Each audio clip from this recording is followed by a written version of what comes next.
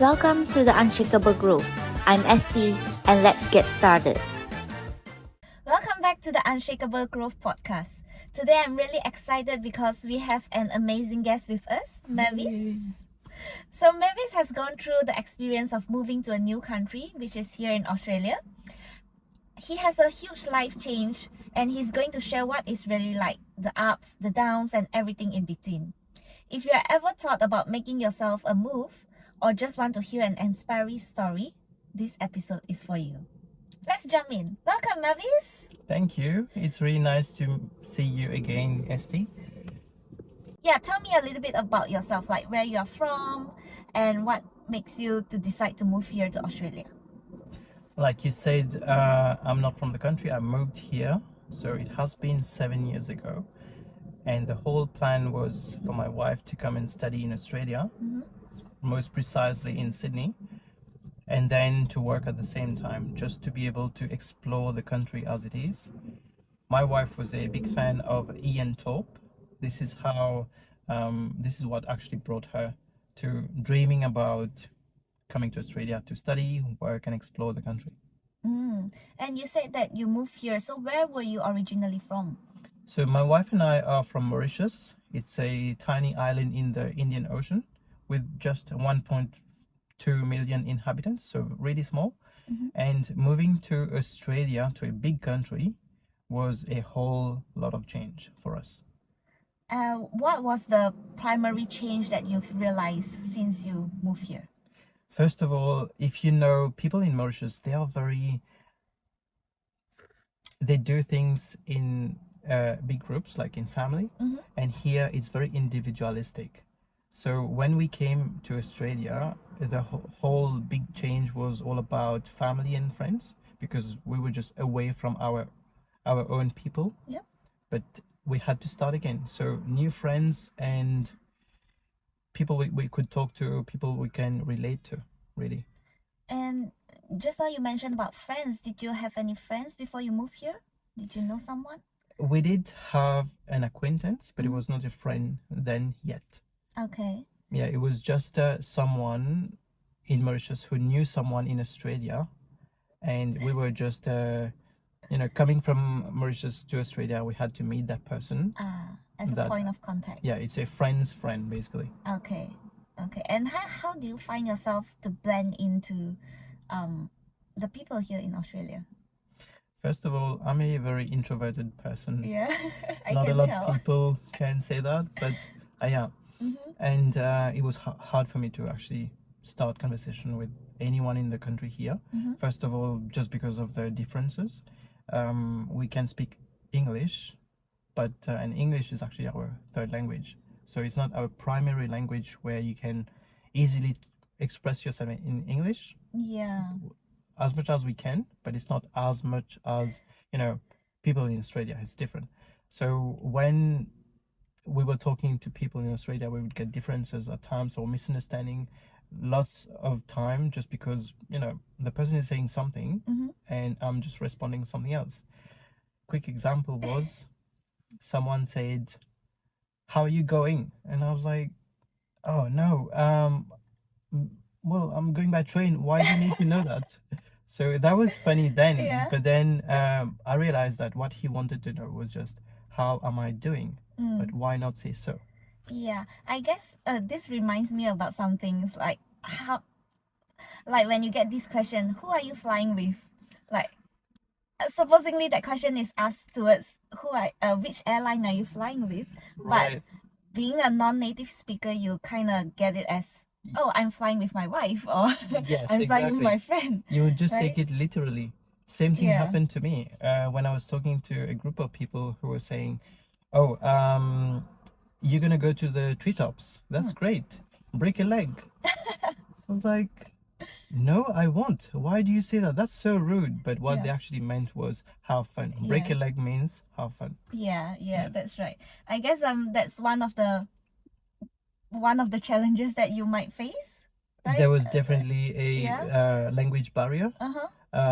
Mostly because of the slang, because in Australia, as you know, people say things differently. It's not right or wrong, it's just different. So they would say, for example, so if you ask them, how are you? They would say, not bad. You're just thinking, oh, okay. And where do you live? Not far.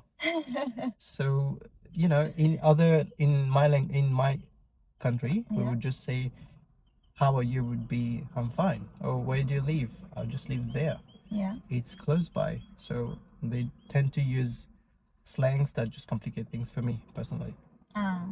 And previously you did mention that you've moved here for 7 years already. And do you see any differences of now compared to when you first moved here to Australia? There was a big difference, a massive difference actually, because when we first started, it was different in the sense that we were still struggling to make conversation with people or to actually get our ways around. It's a different country with different ways of doing things. I remember I was going to a plan from point A to point B would just be putting it on Google Maps. Whereas in my country, we'd never use Google Maps. Oh. We just know exactly where to go. Yeah. That's right. Because you're so familiar with the place. Yes, exactly. Born and raised there for 30 years. So it made it easy. Yeah. But now coming to here, different, it's technologically a bit more advanced in the infrastructure point of view. So yeah, everything is just a bit different and advanced, I would say. Yeah, and that's really good to hear that you are blending into it. It took me 7 years. Yeah. But finally there, I got my ways around in the country, in the city. Yeah. And also it's really fun to live here, as much as it's different. We learn to embrace it and take advantage of things we have in the country, the good things. Yeah, that's good to hear. And just now you've briefly spoke about friends. I just want to bring that topic back. So you mentioned that you didn't know, or you only have one acquaintance when you moved here. So how did you expand your circle of friends since you are here for 7 years? Is there any advice that you can provide? So first of all, my wife had a brilliant idea, which unfortunately didn't work for me. What was it? So her idea was to meet strangers, like groups of strangers in different places. So it's called a meetup group in Australia. So this is where foreigners would meet in Bondi Beach, for example, or in a park in Sydney Olympic Park. And they would just talk about the experience. So, you know, if there's people from the same country, they can converse and relate to things in their own cultures, which is great. But if not, they would just have that opportunity to meet someone who's new to the country, just like they are. So that didn't work out for me. Oh, how so?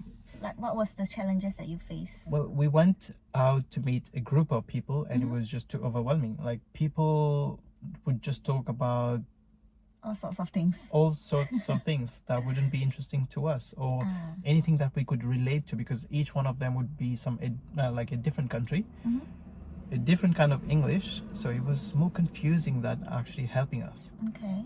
But what I realized after a few months is, when I applied for a job, I went there and I was, like colleagues, you would talk to these people about work, right? But from time to time, you would also talk about your personal interest. And this is where I started my connection. So after 2 years, when you leave the company, you still made friends, not just colleagues. So you still talk to them on social media, or you just meet them from once in a while, just for lunch or dinner, or just a coffee at times. And it helps because you get to converse, you get to you both can relate to same things that you've experienced in here, and we are all in the same context. So that helped. And other than work colleagues, is there any other ways that you expand your circle of friends? There are other activities, such as when you go to a Toastmaster session, for example. They meet in each month or each 2 weeks. This is where you meet people regularly and you start talking to them, not just once, second time, there's a third time, and then you get closer to them, you become friends, like sharing real friendly stuff, which is great. It helps you as a person to express yourself. That's really good. So that's the advice that you would give someone that moved to a new country to try to establish their network of friends? Yes, there's through activities such as, I don't know, bushwalking could be one. You could join a group of people doing paintings, or you can go to people wanting to do to upskill their speaking, like Speakers Institute. Those kind of things really help, because you spend a lot of time with them that actually make you closer to them and to be able to express yourself and be friends. Yeah. And also just be brave to start a conversation. It could go wrong as much as it could go right. So I would say 90% it could go right, because at the end of the day you're speaking in English and the person is still responding in English, so that would help both of you guys. Yeah, that's good advice. And yeah, I think we touched on like for example, just now we touched on language barriers and we touched on friends. I'd just like to touch a little bit on food in terms of moving to a new country. Is there a huge difference in terms of food culture when you move over here to Australia from Mauritius? Definitely. I would say food doesn't taste, fruits, for example, doesn't taste the same thing as in my country. I come from a tropical island, so the taste of fruits and vegetables are way better. Oh, but, how so? Because the land and the climate is such that the fruit tastes different. You will find that from tropical countries, these fruits and vegetables are just next level. Is it sweeter or is it? It's definitely sweeter when you, for example, let's take a mango. A mango in my country and a mango here, there's a huge difference between them. Still mangoes, but taste way better in my country. It's sweeter, the texture's a bit better. Well, you have to try to know it. Wow. Yeah. But to come back to your point, the food is definitely different. So we had to cook home food to be able to eat home food, else we don't get it anywhere. We don't have Mauritian foods around. And it's just, if someone is doing it, it would be different from what you would eat in your country. Just the spice is different. That's why. Maybe the process is the same, but the ingredients are different. That's why it would be different, the end result. Probably the cooking process is also slightly different. Yes, could be, yeah. Okay. And do you find any like good Mauritius restaurant here in Sydney? We did find a restaurant with Mauritian food, but it was just diluted with the Australian ways of cooking and taste. Yeah. And do you find the portion is different? Because for me personally, I feel that the portion was so big in Australia, whereas the food that you can get back in my hometown Malaysia, it's so small. So it's a huge difference for me. Well, Mauritians eat a lot, so I would say the portioning was more or less the same. I understand at times, I've been to places where I asked for one plate and it was a huge plate, and on top of that it was just way full. Like it was just one on. They keep piling it on the plate. Oh, you mean for Mauritius? No, it was a Lebanese restaurant here in Australia, Yeah. and they just had a lot on a plate. Like it was like 2 plates in one plate. 2 plates in one plate. Wow. But That's at the same double time, portion. yes. These guys eat a lot. I understand that. So it was a normal portion for them, but not for me. Wow. All right. Just want to move on to the next question. In terms of moving to a new country, does it shape your personal growth and confidence, or did it change you from what you are now compared to what you are 7 years ago? It had a big difference on my personality as well. I realized that I was in my comfort zone in my country. When you speak, when you converse with someone, or just sharing your feelings with someone in your country would just be very easy. Yeah, because you're speaking the language makes a big difference, because you're speaking your own language where you are so at ease and comfortable. And also you can easily relate to things that the person is saying to you, or you to the person. So here you had to be very explicit to what you're feeling or what you're thinking, because else they don't think like you to be able to get what you are trying to say. So you have to be very explicit with your words and very descriptive, Yeah. because when you think they are understanding what you mean, they're probably not. So you have to be very in detail, I would say. And probably their thought process is also different from where you come from, right? You just need to be really clear and concise in your message. Yes, I realized that at times someone saying something, my answer would just be and for them that wouldn't mean anything. In Australia, in my country, it would just mean, oh yeah, I approve, I totally agree with you, that's fine, let's go with it. Yeah. But here the person just looks at you and you're meant to provide more information, because that's not enough and that's not conclusive. Yeah. So yes, that was that was something I noticed too. Yeah. Interesting. And that's the communication part of it. And what about towards your confidence? Does that make any impact for that? Yes, I noticed that here you have to portray high confidence for someone to take you seriously. If you really not that confident, people tend to step on you, basically. So I started as a kitchen hand in a restaurant. Okay. And while I was in the kitchen, it's high pressure. You have to be quick, you have to be precise, you have to be clean, which is great, but it's just having all this at the same time, that's a lot of pressure. And when you're asking something to someone, if you're not confident enough, that person would just ignore you. So you have to make yourself heard in terms of your volume, like your voice, and also whatever you're saying, you need to be loud and clear, basically. So when you are not, people tend to either ignore you or just don't take you seriously. You can wait. If you're asking for something, you can just wait. Whereas if you have some authority in it, it's respected. Yeah, no matter which position you are working as, right? Yes. You need to show confidence. Confidence is key when you are in Australia, I would say.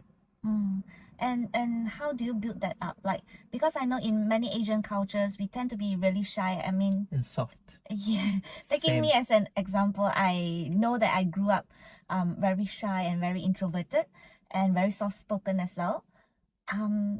Is there any advice that you can give people, especially for those that moving from Asian countries to Australia? Like, how do we build up that confidence and how to be more firm in our voice? Okay, so first of all, I learned it the hard way too. Yeah. Because when I was in a restaurant, I kept being ignored or not taken seriously, or just take the long way to actually get something when I asked for it.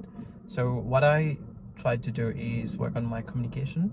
So be clear, and also try if you are clear in what you want, the person would understand you. And also just try to step up or upskill yourself. Just try to speak louder if need be, or if you're too soft, try to change your tones or your words just to make yourself heard a little bit more. It's just about the way you say things. Instead of saying like in your own way, you would be very polite and you would say, can you please? At times you don't have to say all of that. You just need to be really straightforward. Please do this for me because I need it as soon as possible. Or for example, in a restaurant, I need this, can you pass this to me? Yeah. Or things like that. It's just being loud and clear, and where there's no politeness necessary, you don't have to use it. Oh, well, I'm actually surprised when you say that when there is no politeness needed, it's not necessary. Yes, because for example, Yeah. just to back that point out, when you're in a restaurant, everything is going so fast. Yeah. You're talking about your experience as a kitchen hand. Yes, exactly. Hey, pass me the knife, please. Or just be simply just go, hey, pass me the knife. I need the knife. Can you please pass me the knife? See, I'm still polite. Yeah. Just say, pass me the knife. Or Ah. just be short and concise and loud. And try to, up your confidence a little bit gradually. Yeah. It doesn't happen just overnight. It took me a while to actually get my confidence up. Nowadays, when I'm asking something, I'm getting a response, Yeah. if not the actual solution. Well, I guess that's a journey for you to be where you are today. And I know that you are no longer working in the kitchen right now, right? No, So- it took me a month to get out of there. Oh, only a month. Yes. There's another struggle when you come from a foreign country. Yeah. So you want to start something where you want to be able to earn a living. So you start with the basic job that you get, right? So Yeah. mine was kitchen hand, just because I knew someone who could give me a job just right away. On the same day, I go meet him, and he was like, yes, you can start in the afternoon. Yeah. And that helped me. But I have studied in my country already. I have a bachelor in marketing. Yep. And I was already a marketing coordinator in my country. Okay. So I couldn't continue what I started in my country, so I had to start lower. Okay. So the base was just to get something no-brainer. Yeah. It was just kitchen hand. You cut things and you wash things up, Yeah. vegetables and fruits and whatever it is, meat, seasoning of meat, and that was it. But then I realized that I shouldn't stay too long in that job, because that's not in my career path. Yeah, that's right. So it was a struggle for me to actually step out of it. I wasn't made for kitchen hand, that's for sure, Yeah. because I like things to be really clean before you could actually season it. Well, they do it differently. It's like a machine, you chop, you dip in the water, you season it, whatever, and it's done. But for me, it was just not something I would want to do for a long term. So I had to get out of it. Yep. And get back on my Marketing career path. Yeah. So that's what I did. I did kitchen hand for a month, and then started applying for jobs in my in marketing. Yeah. It took me a while, because I was getting interview calls, but I couldn't take them because I was just working in the kitchen. Yeah. But then when my shift was over by the end of the afternoon, by 5 or 6, offices are already closed. So it was going on in a loop. Like, I was getting calls, but I couldn't answer them. When I was calling back, they could call me back. They were just no results from there. No result that I expected. Yeah. So how did you get out of this loop? So I decided to stop the kitchen hand job just for a month, and then focused on my applications. So I was doing applications every day, and I was getting calls for interviews, for first screening interviews, and I just was able to answer them because I was at home, just focused on that. So in a day, I would do 5 applications on Seek. And in a week, that would be 25 applications already. Yeah. And in the second week, I started getting calls, because they wanted to know more about me. So I was able to take the calls, answer them, and then in the third week, I was able to go on a face-to-face interview. Yep.